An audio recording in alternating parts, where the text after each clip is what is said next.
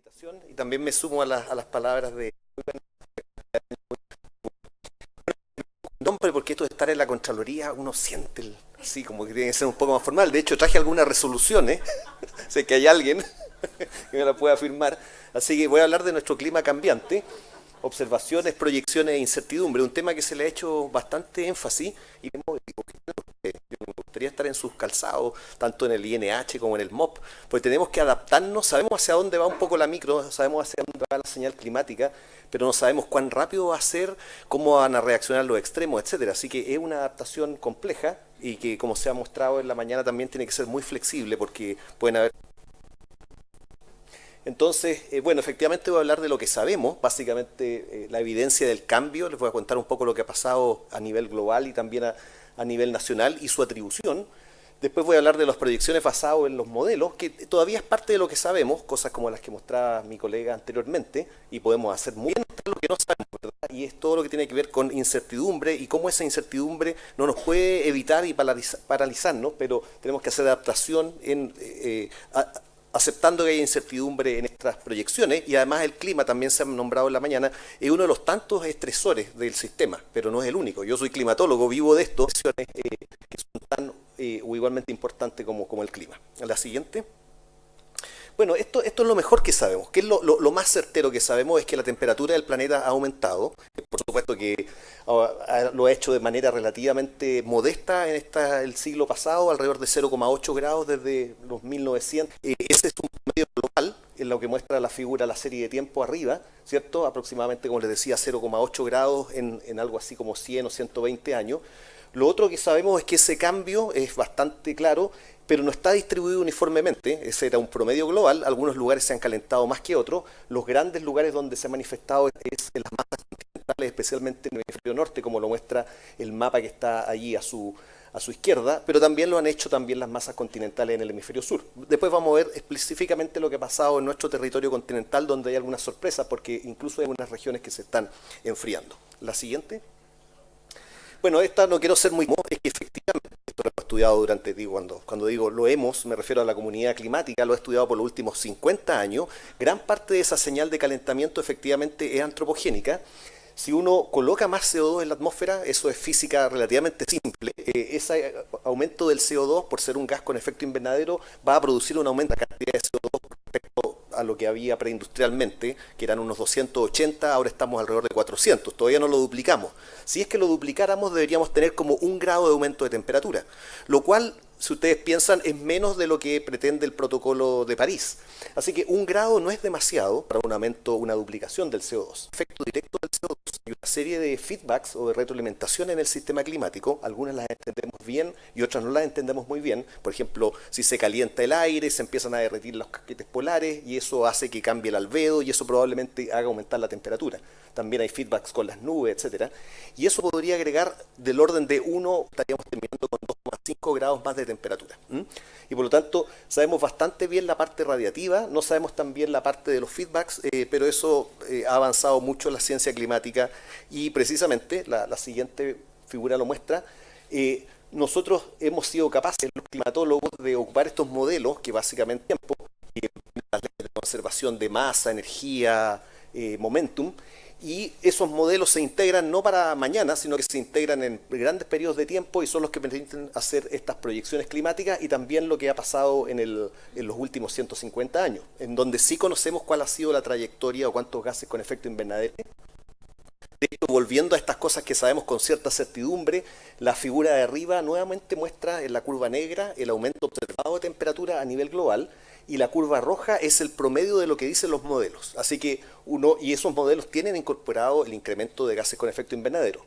En contraste, la figura que está abajo, nueva temperatura, que se experimentó en el planeta, y la curva azul son los mismos modelos, pero en los cuales no aumenta el CO2. Por lo tanto, esta es la figura triunfante de alguna manera del IPCC y de la comunidad de los que pensamos que el efecto invernadero sí es importante, porque ustedes ven que no hay manera de reconciliar en el gráfico de abajo lo observado con lo que hubiese ocurrido sin este aumento de gases con efecto invernadero, que colocar los gases con efecto invernadero para que suceda la figura de arriba y haya un relativamente buen calce entre las observaciones y la modelación.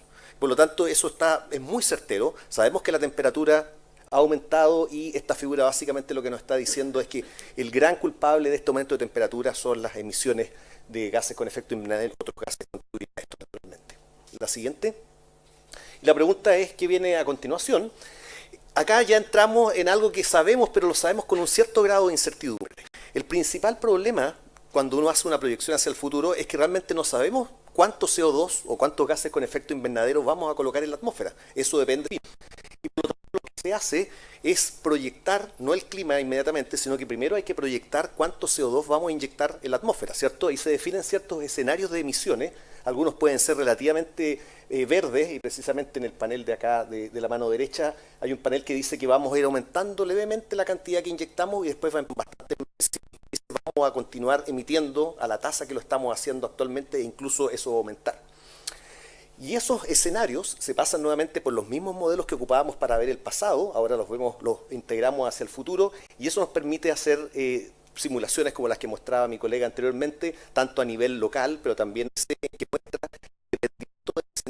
la temperatura se podría incrementar, ahí están los años en el eje horizontal y el aumento de temperatura respecto a la época preindustrial. Y ustedes ven que hay varias curvas, cada una de esas curvas está asociada a uno de los escenarios de emisiones. Y ustedes ven que ahí aparece la primer gran incertidumbre, porque si es que uno se moviera, probablemente el incremento es lo que ya ha ocurrido más un pequeño delta. Si nos seguimos echando CO2 de la manera que lo hemos estado haciendo, probablemente lleguemos a los 4 grados de temperatura hacia fin de siglo, que son los que uno usualmente escucha. Pero tenemos que reconocer que no sabemos de cuáles de esas curvas o cuáles de estas acá son las que realmente van a ocurrir, porque eso depende de su conjunto y si se respetan o no todos estos protocolos. Ahora, la mayoría de las presentaciones, como lo hacía mi colega y otros colegas también lo tienen que hacer, uno no puede estar mostrando demasiados mapas y demasiadas curvas, ¿verdad? Así que usualmente lo que vamos a mostrar es el caso más desfavorable, que es este escenario en que colocamos muchos gases con efecto invernadero, se llama el escenario RCP 8.5, pero son cosas equivalentes y básicamente dicen que vamos a continuar colocando gases con efecto invernadero a la tasa que lo estamos haciendo actualmente e incluso incrementándose a medida que la economía va creciendo. Así que ese es un posible futuro, pero no necesariamente es el futuro. La siguiente. De hecho, la palabra posible, este es el escenario, llamémoslo más negativo, siempre pueden ser las cosas más negativas de lo que uno piensa, pero este es bastante pesadito en cuanto a gases con efecto invernadero. Esta es la figura en que en promedio la Tierra se calienta del orden de unos 4 o 5 grados de temperatura.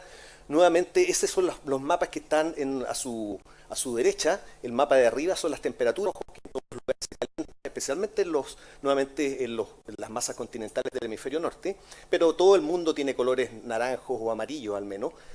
La señal de precipitación es la que está nuevamente en el panel de la derecha, pero abajo. Ahí ustedes ven que hay algunos lugares del mundo que van a tener un incremento de precipitación, que son los colores azules y más tropicales, como el que vivimos, y también eso lo compartimos con España, ¿verdad? Son zonas subtropicales donde ustedes ven unos pequeños manchones naranjos y amarillos que indican una disminución de precipitación, que vamos a ver con un poco más de detalle a continuación, pero es justamente la figura que estamos haciendo acá un zoom. Nosotros, por supuesto, al igual que el país, y probablemente varias instituciones dentro del mismo país han hecho este esfuerzo y empieza a haber un poquito de redundancia y hay que coordinarse porque tomamos estos modelos, le hacemos un downscaling y tenemos mapas que pueden ser más o menos coloridos como este, que muestra nuevamente un futuro posible para este escenario A2 de altas emisiones para fines de siglo. El panel de la izquierda, la disminución de precipitación del orden de un 20 a 30% en la zona central de Chile, y el panel de la derecha muestra este aumento de temperatura. En realidad todos los colores que están ahí son de aumento de temperatura del orden de 2 a 3 grados, especialmente en las zonas cordilleranas y precordilleranas del norte. Pero vuelvo a enfatizar, y lo voy a hacer durante toda la presentación, si continuamos haciendo lo que hemos estado haciendo por los últimos 10 años. Y acuerdos más, acuerdos menos, más o menos vamos por esta trayectoria. Existe la posibilidad que con el protocolo de París o el acuerdo de París las cosas cambien, pero hasta ahora, si es que no hacemos nada en estos últimos 20 años, con Kioto o sin Kioto, las cosas se han movido más o menos de la misma manera. O el RCP 8.5. Podría cambiar, pero eso es lo que hay por el momento. La siguiente. Por supuesto que la combinación de un poco más de temperatura, y un poco más me refiero a 1 o 2 grados de temperatura, y menos precipitación, son malas noticias para todos los que trabajamos con el tema agua. Obviamente eso implica una disminución de nuevamente depende del lugar donde ustedes tomen, pero debería ser del orden similar al 30% que yo mencionaba de disminución de precipitación en el escenario A2.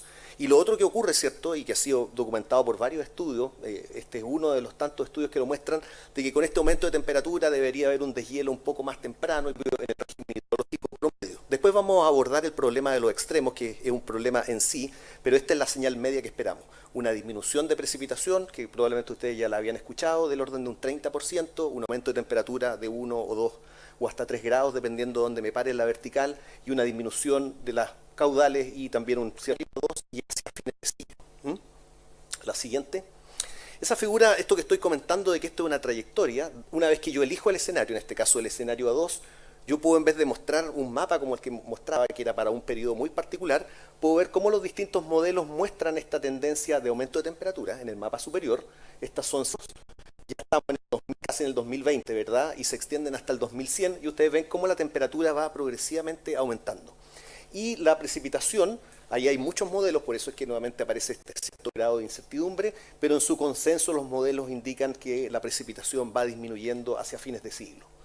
Un concepto que es muy of emergence, en inglés suena bien, en español suena extraño porque suena como el tiempo de la emergencia, no de la emergencia sanitaria, sino que cuando aparece una señal, y corresponde en forma muy suelta, ¿cierto? Corresponde a cuántos años yo tengo que esperar o en qué periodo en el futuro normal o el promedio del futuro va a ser similar a lo que yo ahora considero una, por ejemplo, en el caso de la temperatura, ahí hay un óvalo que muestra que más o menos por ahí cercano al 2050, el nivel normal de temperatura, el nivel promedio de temperatura va a ser parecido a los extremos, a las temperaturas muy altas que yo tenía hace un siglo o el siglo pasado.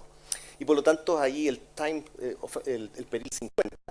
En el caso de la precipitación, dado que hay tanta variabilidad, el tiempo de emergencia de esta señal es un poquito más tardío, probablemente posterior al 2050, ya la condición normal de Chile debería ser parecida a la condición que le llamamos sequía o sequía extrema en la actualidad. Por supuesto que ese periodo en que aparece la señal de distinta a la precipitación depende del lugar, estas son figuras para Chile central, y también depende del escenario climático. Este es para el A2, que era un escenario pesadito. Si yo me voy a un escenario un poco más suave, probablemente las curvas siguen subiendo la temperatura y la precipitación sigue disminuyendo, pero lo hace a una tasa menor y por lo tanto mis tiempos en que aparece la señal climática se van siguiendo.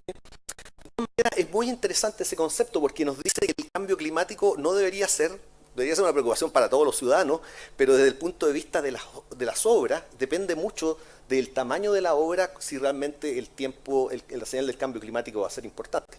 Entonces acá abajo hay una serie de ejemplos, el del año 2000, y ahí están indicados precisamente los tiempos en que aparece la señal de temperatura, por ejemplo, la señal de temperatura en ese escenario, en el 8.5 debería ser por ahí por el 2040, 2050, la señal de precipitación del escenario 8.5, que es este escenario pesado de emisiones, eso uno lo tiene que contrastar con el periodo de la vida útil de su obra. Porque si yo estoy planificando una obra que sé que normalmente va a durar 2 años o 3 años, ninguna de estas cosas la verdad que no debería ser una preocupación. Nuevamente el cambio climático a todos nos preocupa, pero para la planificación de la obra no importa. Así que si voy a una canalización en un predio muy menor, obstante, en el otro extremo estoy diseñando grandes represas, grandes vertederos u obras como las que mencionaba en la mañana, obras portuarias que están con nosotros. Siempre decimos que van a durar 30 años, pero terminan durando 200 años. Ahí empieza así a ser una preocupación. Así que también esto es para que la mitad de la audiencia ya salga porque no le interesa el cambio climático. No, espero que hay que contrastar estos tiempos de emergencia con el tiempo, la vida útil de una obra. Ese es un ejercicio importante. La siguiente. Bueno, hasta ahí, eso es lo que les tenía que contar, pero como todavía me queda un poco de tiempo, les voy a contar la letra chica de todo esto, ¿cierto? Hasta ahora, la verdad que pese a la incertidumbre del escenario, nos estamos moviendo y ahora precisamente vamos a ver cuáles son las cosas que no sabemos muy bien. Y de nuevo, los climatólogos y en general los científicos estamos acostumbrados a tener incertidumbre. Para alguien que planifica, yo sé que la incertidumbre no es la mejor palabra, no es la palabra más querida, pero así es la vida, y es mejor nuevamente estar consciente de lo que sabemos y de lo que no sabemos, y eso, de nuevo, insisto, no. Pero primero nos vamos a preguntar si estas tendencias, estos partían estas dos series de temperatura y precipitación en el año 1900, por lo tanto tenemos como 30 o 50 años de historia que podemos contrastar, porque si resulta que la temperatura va en el sentido contrario, o la precipitación va en el sentido contrario, mi creencia en el futuro empieza a perder. Primero nos vamos a preguntar realistas son estas simulaciones que se han efectuado por el siglo pasado y que continúan de manera precisamente continua hacia fines de este siglo, y también cuán informativas son las proyecciones climáticas. La siguiente. Bueno, esta es la realidad. La serie de arriba muestra las temperaturas en la Antofagasta. Son series un poco más cortas, parten en el año 1950 y terminan justo el año pasado, el 2016. Recuerden que hemos dicho que el sistema se estaba calentando y efectivamente cuando uno ve Santiago, pese a los 5 grados que nos están advirtiendo para el fin de semana de temperaturas muy bajas acá, las temperaturas ciertamente han ido a ese punto de que una cosa son los promedios y otros son los eventos extremos. Que el sistema se esté calentando no quiere decir que no vamos a tener helada, estamos todos muy preocupados por helada, pero ese era un fenómeno muy recurrente en el pasado y bueno, ahora vamos a tener uno este fin de semana aparentemente. En Santiago es bastante claro el calentamiento, pero a diferencia de las curvas anteriores, algunos años son más cálidos, están por encima de esa tendencia, otros años son más bajos, y eso es lo que le llamamos variabilidad interanual, variabilidad año a año, que está muy asociado al fenómeno del Niño. La figura de abajo es Antofagasta, notablemente más o menos desde los años 80 la temperatura ha ido disminuyendo, nuevamente con notables excepciones que no es inconsistente con el cambio climático. Lo que está sucediendo es que el anticiclón, es una cosa un poco técnica, pero se está incrementando, eso aumenta la surgencia, los vientos que hablaba hoy día en la mañana Patricio, probablemente más del sur, y eso está enfriando la costa. Así que aunque parezca contradictorio, hay lugares en que la temperatura se está manteniendo, en algún momento debería subir, pero por ahora está bajando la temperatura en Antofagasta. Y nuevamente enfatizo de que nuestro clima cambiante, hay tendencias ciertamente, que es lo que enfatizan los modelos y lo que mostré previamente, pero también hay muchos saltos climáticos y variabilidad. La siguiente. Si la temperatura era un poquito oscilante, la precipitación es aún más. Acá hay 3 ejemplos, el caso de Santiago, que es una serie de tiempo que está justo ahí al medio, parte en 1950 y termina en el 2010. La verdad que es difícil encontrar una tendencia porque es muy variable. Nuestra precipitación cambia de año en que tenemos 700 milímetros en Santiago, o sea, 3 veces lo normal, o 1000% de superávit, a año en que caen 100 milímetros, y es Concepción, y no tengo una serie más al sur, pero más al sur se nota un poco mejor la tendencia de disminución de precipitaciones. Es un hecho notable nuestra alta variabilidad que tenemos en la zona central y eso dificulta o había dificultado por ahora la identificación de tendencias. La siguiente. De hecho, esta figura muestra lo mismo, muestra los colores naranjos, muestran precisamente cómo ha disminuido la precipitación en los últimos entre 1960 y el 2005 y ustedes ven un polo de secamiento ahí en la zona desde la Araucanía hasta Aysén. Si yo agrego los últimos años, cuando yo lo hacía hasta el 2005 no veíamos mayor tendencia en Chile central. Ahora, esto es que la señal se ha propagado hacia la zona central y eso precisamente se muestra en un estudio más reciente con todas las estaciones con puntitos rojos indicando una disminución de precipitación. Así que nuevamente hay tendencia, en precipitación cuesta un poco más de verla, pero insisto de que hay mucha variabilidad asociado básicamente al fenómeno del niño y la niña. Las solamente deben tener en este diagrama de dispersión, en que cada punto es un año y muestra cómo se relaciona un índice del niño en el eje inferior con la precipitación acumulada en la zona central. Hay bastante dispersión, pero se explica del orden de un 50% de la varianza de nuestra precipitación por el fenómeno del niño. La otra también muestra que los eventos extra niño, los de la precipitación. La siguiente. Y esta es un poco técnica, pero recuerden que estamos en la parte de lo que no sabemos. Entonces, una pregunta fundamental, dado que el niño controla tantas cosas, ¿qué es lo que va a pasar con el niño y la niña en los próximos 50 y 60 años? Y la verdad que, sin entrar en el detalle técnico de esta figura, más o menos la mitad de la climática dice que va a aumentar la variabilidad y la otra mitad dice que va a disminuir. Y por lo tanto tenemos un problema. Todas nuestras simulaciones anteriores muestran una tendencia, que es más o menos clara y son bastante consistentes, pero no sabemos qué va a pasar con el niño y la niña, que son estos golpes fuertes de aumento de precipitación o disminución de precipitación. Lo único que podemos hacer, por ejemplo, es suponer que esta señal se va a superponer de forma más o menos pasiva a la tendencia climática. La siguiente. Hay otro fenómeno del niño y la niña, todos ustedes lo han escuchado. Hay un fenómeno un poco más menos conocido que se llama la oscilación decadal del Pacífico, que es como también ocurre en el Pacífico, como el niño, y precisamente es decadal, involucra grandes periodos de oscilación, más o menos entre los años 40 y el 1975, y después una serie de años cálidos desde los 80 hasta el año 2000. Esos años cálidos precisamente contribuyeron o fueron los años más lluviosos acá en la zona central, y los años fríos, por el contrario de esta oscilación, son años precisamente un poco más secos, lo cual algo se muestra acá en un índice de la PDO y en el eje vertical, perdón, está la precipitación en Chile central. Así que muestra de que cuando estamos en la fase cálida llueve un poco más, cuando estamos en la fase fría llueve un poco menos. Son cambios del orden de 10-15%, uno dice no es tanto, pero son cambios que se mantienen durante décadas y por lo tanto son muy importantes. Y precisamente una pregunta, también tengo que reconocer de que los climatólogos aún no somos capaces de hacer pronósticos decadales. Recuerden que a escala decadal, si bien es cierto, hay una tendencia climática, se va a manifestar en 30, 40 años más. ¿Qué va a pasar en la próxima década? Depende del estado de la PDO y no les podemos decir cuál va a ser el estado de la PDO por ahora. Como para terminar, les quería decir que no solamente existe incertidumbre debido a la falta de predictabilidad de fenómenos naturales como el Niño y la PDO, sino que también, y eso ha sido enfatizado en la mañana, nuestras proyecciones son inciertas, partiendo por lo que hablaba de que no sabemos cómo va a ser la sociedad del futuro. De repente somos todos, nos vamos a la onda verde y realmente habiendo carbón y habiendo petróleo lo vamos a quemar. Esa es una pregunta que todavía está afuera y eso va a determinar cuánto CO2 va a haber y cuán grande va a ser la influencia del clima. La siguiente. Esta me la voy a saltar en honor al tiempo, precisamente para ilustrar cuán incierto es. Esto muestra las proyecciones para los próximos 50 o 60 años, pero noten ustedes que en el periodo, nuevamente, en el periodo 2015-2025, que es el que más nos interesa para ciertas obras, ¿verdad? Las obras pequeñas, todavía ya se advierte una señal de secamiento, del orden del 8% en promedio, pero hay un cuarto de los modelos que dicen que va a aumentar la precipitación. ¿Podemos planificar con esto? Probablemente sí, pero tenemos que ser muy cuidadosos porque no tenemos que planificar suponiendo que la condición más probable es que disminuya, pero sin descartar de que la precipitación en promedio aumente. La siguiente. Todo me he referido ahora a acumulaciones anuales, a temperaturas promedio, etcétera. Y ahí la cosa se complica porque generalmente los extremos es una combinación de ingredientes. Hay cambio climático, hay variabilidad y hay un poco de mala suerte.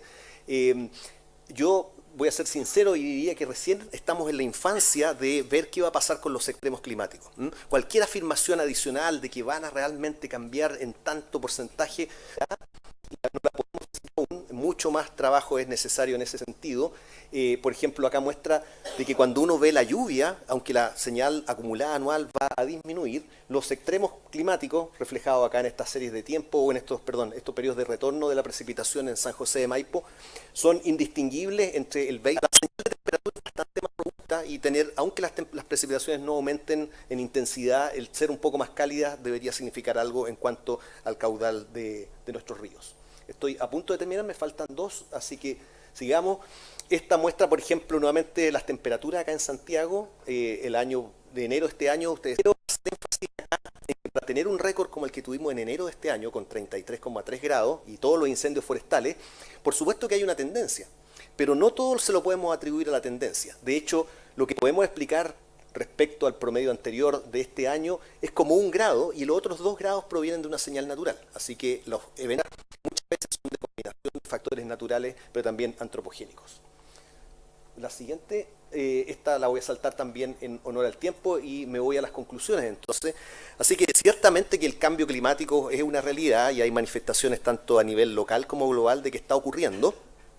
Cuando miramos hacia el futuro lo hacemos en base a nos da confianza y estamos bien que las proyecciones futuras son parecidas a lo que ha pasado en los últimos 30, 40 años. Por ejemplo, Chile se ha estado secando y lo que dicen los modelos es que se va a continuar secando. Se ha estado calentando y también lo dicen los modelos. Lamentablemente, en el corto plazo, en los próximos 20 años, gran parte de la señal está dada por estos factores naturales, el Niño, y intensos van a ser. Y nuevamente, todo esto agrega este pool de incertidumbres y limitaciones de las proyecciones climáticas que son importantes y deben ser consideradas para las estrategias de adaptación como las que se mencionaba en la mañana. Y vuelvo a insistir de que no crean que estoy negando nada ni diciendo eso porque aún hay incertidumbre en nuestro futuro. Muchas gracias y disculpen el tiempo de más.